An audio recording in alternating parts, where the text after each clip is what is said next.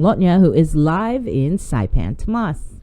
Good morning, Bree and Chris. Here's the latest making news in the CNMI. The AG's letter in January was sent to the public auditor and now sent to the media. The Attorney General's letter was discussed at the end of House session yesterday at the legislature.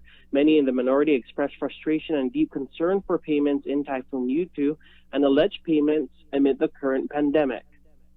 We spoke to the Speaker B.J. Ataw, for his opinion yesterday on the matter. Take a listen. Could get your opinion on the developments with the AG's letter and what work the House might be doing? Could get your opinion on the developments with the AG's letter and what work the House might be doing?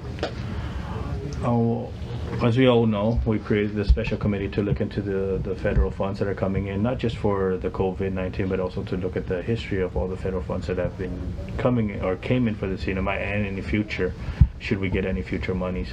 So we don't have to repeat anything that we've done in the past with some say mistakes, some say they're not mistakes, but we need to account for every dollar that we spend, especially in these tough times that we're faced economically.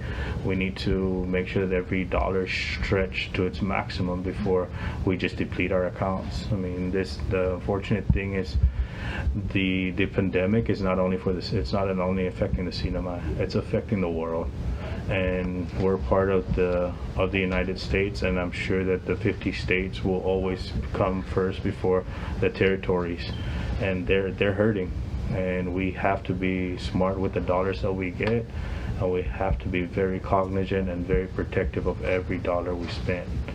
And that's the theory behind creating that committee, so that we have accountability and we have to answer to those monies. One way or another, we're going to have to answer, whether the feds take it away from us or we're short, and then the local level would have to pay for it. And with the depleting funds that we have, or the uncollected monies that we're not getting with our industry, or the main industry being an exodus here in the CNMI right now, where are we going to find the funds?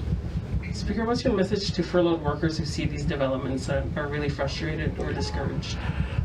Man, I think the frustration is not, it's frustrating for us as members of the legislature that these things will be rising, knowing the fact that they got employees that have been furloughed, and some in the specific departments that are requesting these payments, and it's very unfortunate.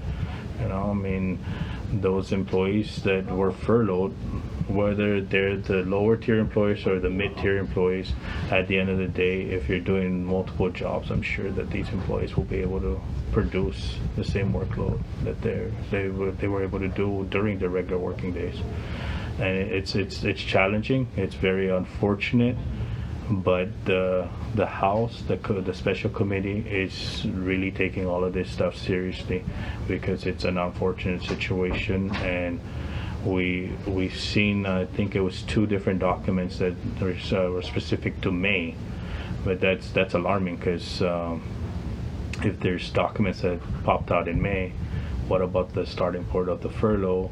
And that was House Speaker B.J. Ataw here in the CNMI. And an update from the COVID-19 task force late last night. They announced that the CNMI community-based testing initiative at the Saipan International Airport, Rota International Airport, Rota Health Center, and Tinian Health Center will be temporarily suspended starting Saturday, June 13, 2020, until further notice.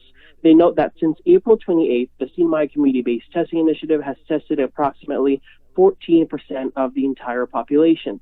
They also add that it's an effort to better accommodate work schedules and requirements and people with limited transportation. There are plans to increase access to testing through business and possible precinct-based testing.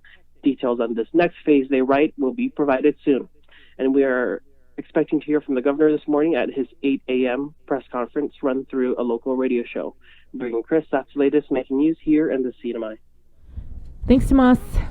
In your Banking 671 report, the Small Business Administration provides an update on the amount of PPP and EIDL loans issued in the states and territories today. And for Guam, almost 2,000 Paycheck Protection Program loans were issued for a total of over $193 million.